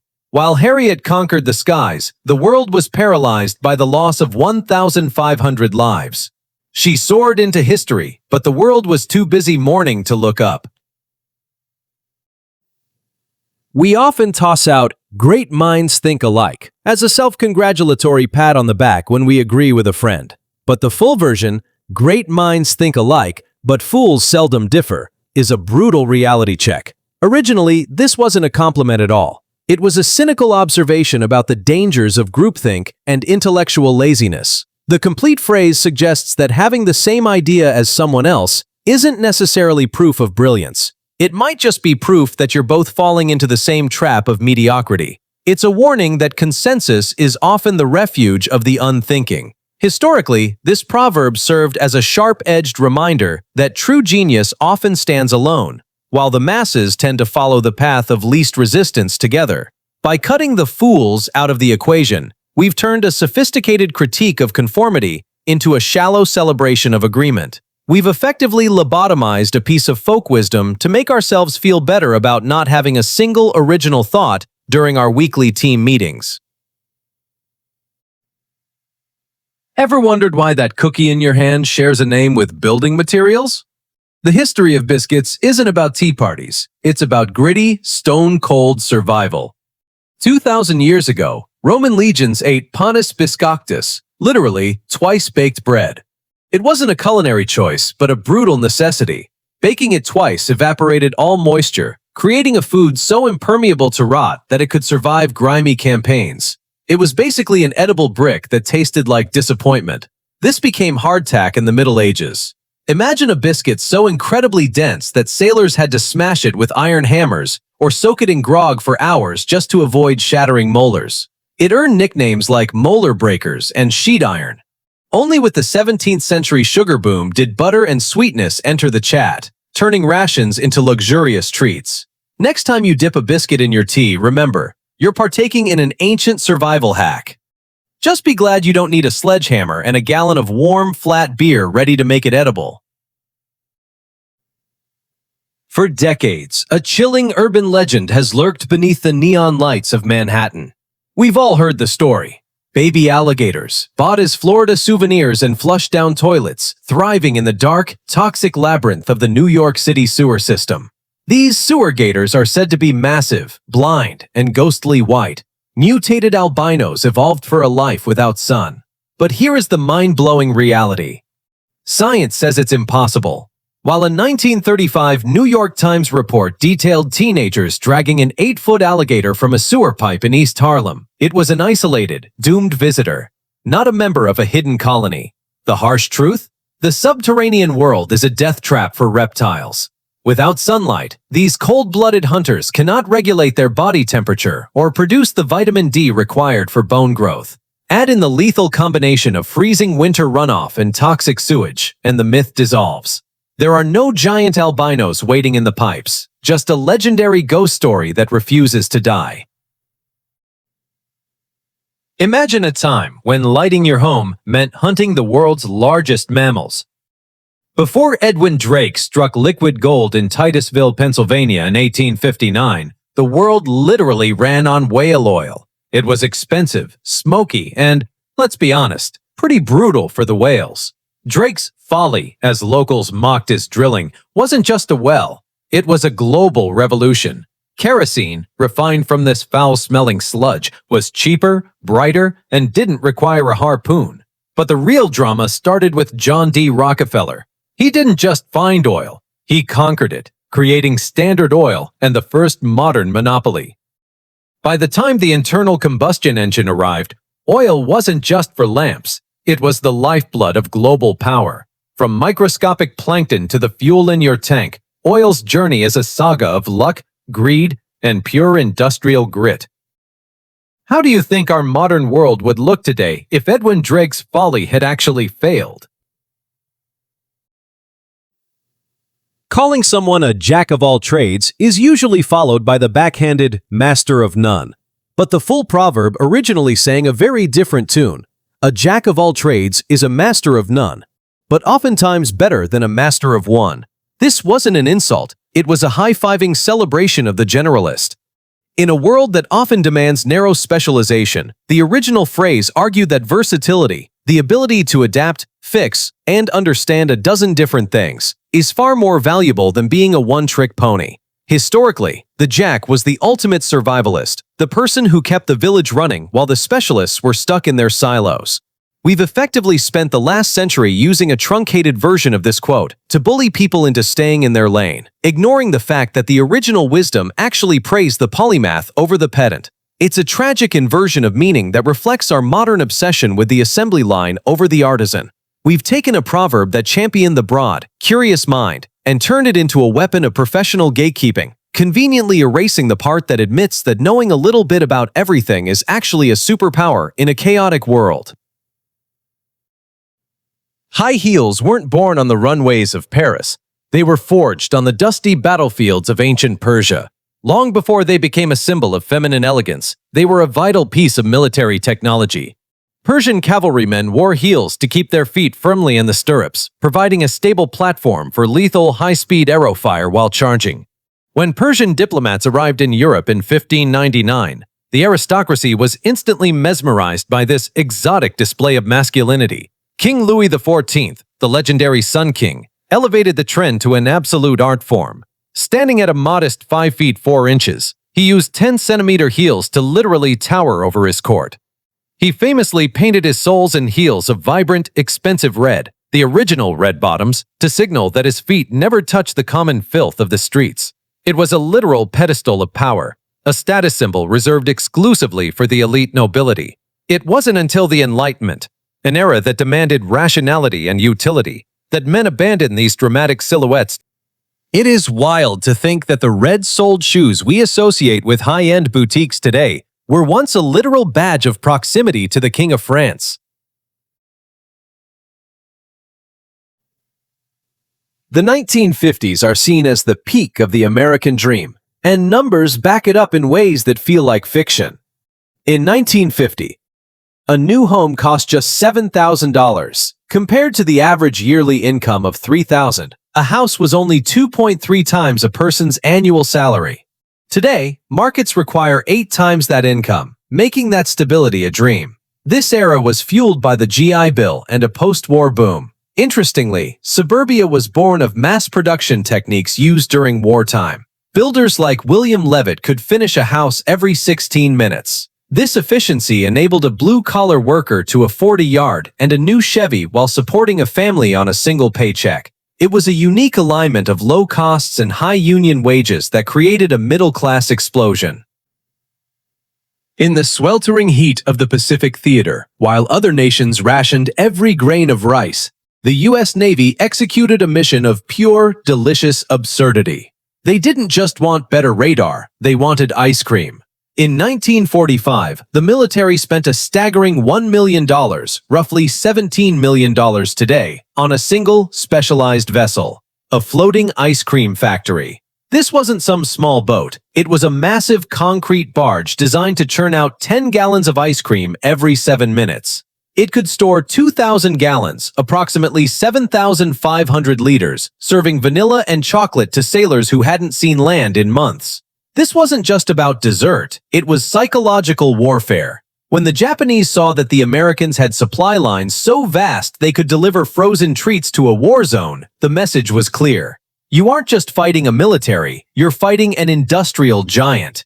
It was the ultimate power flex, proving that even in the jaws of hell, America could still find a way to keep its cool.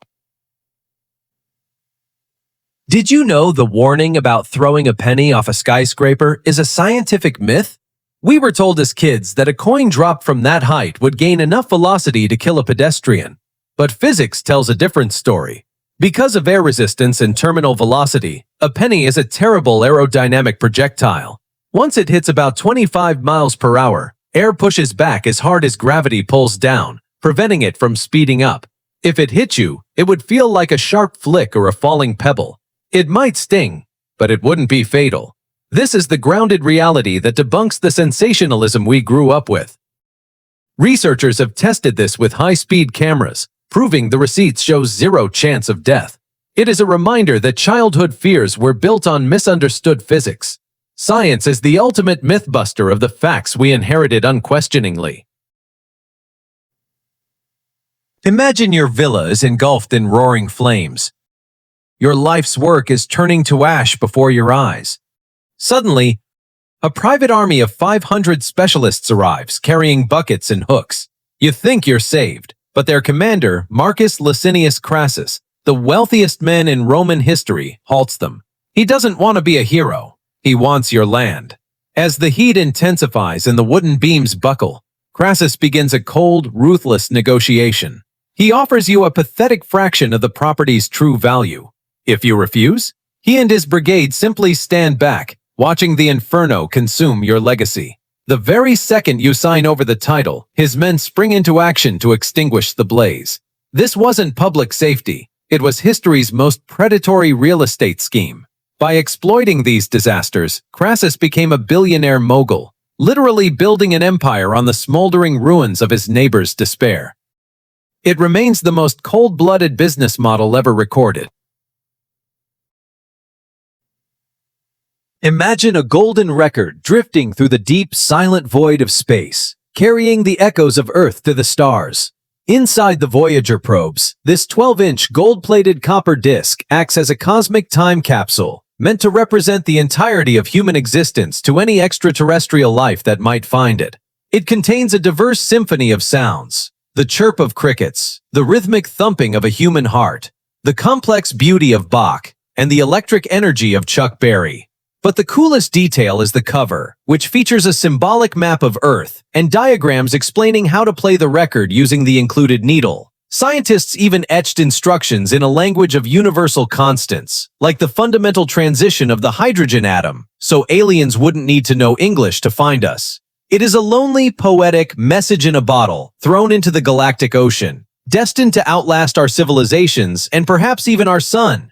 This artifact serves as a permanent witness to the fact that we once lived, loved, and dreamed among the stars. Ever looked at your ring finger and wondered, why here? The story is a wild mix of Egyptian symbolism and Roman anatomical myths.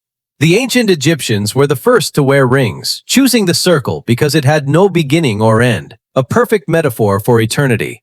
Back then, they used braided reeds or leather, which, let's be honest, were probably more prone to rot than long-term romance. They believed the ring was a gateway to an immortal bond.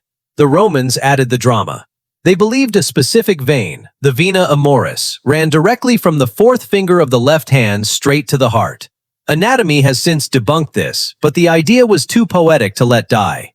Romans used iron rings to symbolize strength, while saving gold for public displays of wealth. It became a direct, physical tether to the soul. By the Middle Ages, the material evolved to shimmering gold, reflecting the Church's view that marriage should be as pure and indestructible as the metal. It is a visible promise, a tiny piece of history sitting in your hand. Knowing history helps understand the future. We've traveled from the death pledges of the Middle Ages to the secret KGB files of Dresden. But why do we look back so obsessively? Because history isn't just a record of the past, it is the blueprint for everything coming next. We are standing on the edge of a transition that feels like science fiction, yet the scientific receipts are already in the lab. Imagine a world where your phone outlives you thanks to recycled nuclear waste in diamond batteries, or where the silence between species is finally broken as AI decodes the complex songs of sperm whales. We are about to witness the ultimate biological comeback, with the resurrection of the woolly mammoth by 2027, proving that extinction might have been a temporary chapter rather than a final end. From floating autonomous city-states to hyper-speed vacuum trains that make continental travel as fast as a local commute, the infrastructure of the future is being built on the lessons of the past. Knowing history is the only way to accurately understand and predict the future. Stay curious, check the receipts, and I'll see you in the next one. And that is 100 reasons why you should never stop asking why. If these historical facts gave you a hit of that musical dopamine rush, make sure to hit that like button and subscribe to SciFacts Info for your daily dose of the extraordinary. Which of these facts made you question reality the most? Let us know in the comments below. And remember, stay curious, stay sharp. Thanks for watching, and see you in the next one.